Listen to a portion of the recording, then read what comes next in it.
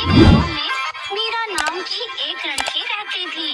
उसकी बहुत खुशहाल जिंदगी निकल रही थी। घर में माता पिता सब उससे बड़ा प्यार करते थे। वो पूरे गांव में घूमती रहती थी। एक दिन घूमते घूमते वो नदी के पास जल तोड़ने चली गई। अरे मैं तो बहुत थक गई चल चल कर, थोड़ी देर यहीं बैठ जाती हूँ। वो वहीं बैठ जाती है। उसे दूर से एक मोती चमकता हुआ दिखाई देता है। वो फटाफट उसके पास जाती है।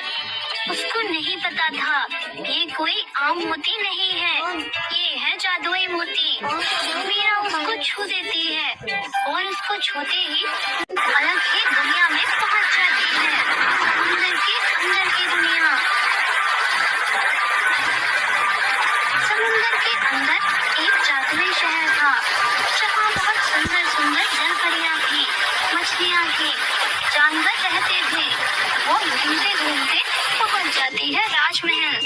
वहाँ उसको मिलती है समुंदर की रानी जलपरी रोज। आओ मीरा, मैं तुम्हारा ही इंतजार कर रही थी। और तुम ही हो वो जिसे मेरा जादुई मोती मिला। मैं यहाँ कैसे आई? मुझे सच में कुछ नहीं पता। यहाँ कोई आता नहीं है, उसे बुलाया जाता है। पर क्यों? जो भी उस मोती को छुएगा उसकी शादी मेरे भाई यानी यहाँ के सम्राट से होगी, ऐसी भविष्यवाणी हुई थी। और आज वो भविष्यवाणी सच हो गई। पर मैं नहीं कर सकती शादी। अब तो तुम पर कोई रास्ता नहीं है। शादी तो तुम्हें करनी पड़ेगी, क्योंकि उस जादुई मोती ने तुमको चुना है। नहीं, मैं इस दुनिया की नहीं हूँ, मैं ऐसा नहीं कर सकती। मीरा, अब तुम पर कोई और रास्ता नहीं है। अगर तुम ऐसा नहीं करोगी तो अनर्थ हो जाएगा।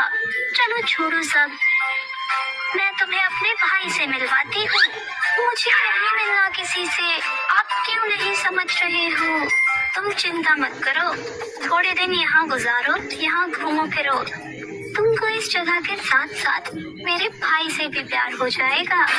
और इतना कहकर जलपरी वहाँ से चली जाती है। मीरा वहाँ कुछ दिन बिताती है, घूमती फिरती है और धीरे धीरे करके उसको वो जगह अच्छी लगने लगती है।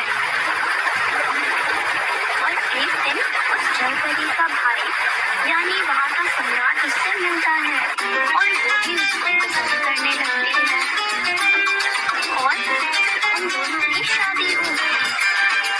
कुछ दिन तो मीरा वहाँ रही, घूमी फिरी, साथ खाना खाया। फिर उसके बाद उसको अपने घर की याद आने लगी। अब वो वहाँ परेशान रहने लगी। तभी एक दिन वो वहाँ के सम्राट से बोली, मैं अब अपने घर जाना चाहती हूँ। अब मैं यहाँ नहीं रह सकती। पर क्यों? यहाँ आखिरकार ऐसी क्या कमी है? यहाँ सब कुछ तो है जो तुम्हें चाहिए। तुम कहीं भी घूम सकती हो, कुछ भी खा सकती हो, फिर क्यों जाना है तुम्हें? मैं अब यहाँ नहीं रह सकती, मुझे जाने दो प्लीज। उसके बार बार कहने पर उसका पति उसको हाँ कर देता है। ठीक है, तुम जाओ, पर अपने साथ ये जादुई बक्सा ले जाओ, इसमें जादुई मोती है। और ध्यान रहे उसको कभी खोलना मत। अगर खोला तुमने तो सब नष्ट हो जाएगा। वो ऐसा कहकर जादू से उसको धरती पर भेज देता है। जब वो वापस आई तो अब पहले जैसा कुछ भी नहीं था वहाँ पर। ना ही उसका घर, ना उसके माँ बाप, ना वो शहर। तो फिर वो वहाँ से बड़े शहर की तरफ जाने लगी। वो भटकने लगी वहाँ पर और सब कुछ तो बिल्कुल बदल चुका था। लोग उसको अजीब सी नजरों से देख रहे थे। तभी वो एक आदमी के पास जाती है और वहाँ जाके वो तारीख देखती है अखबार पर और वो देखती ही रह जाती है। यहाँ धरती पर 300 साल बीत गए थे। उसको पता चलता है कि वहाँ का एक साल यहाँ के 100 साल के बराबर था। वो बेचारी रोती हुई एक नदी के किनारे आके बैठ गई।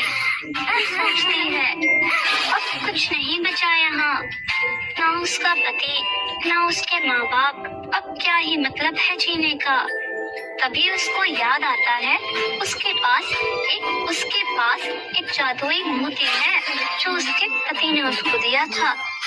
वो उसको खोल देती है और उसको खोलते ही बहुत तेजी से रोशनी निकलने लगी उस डिब्बे से और धीरे धीरे करके वो बूढ़ी होने लगी और उसके बाद उसकी आत्मा ने उसके शरीर को छोड़ दिया और आसमान में चली गई और साथ ही उसके पति की आत्मा भी उसके शरीर को छोड़ गई।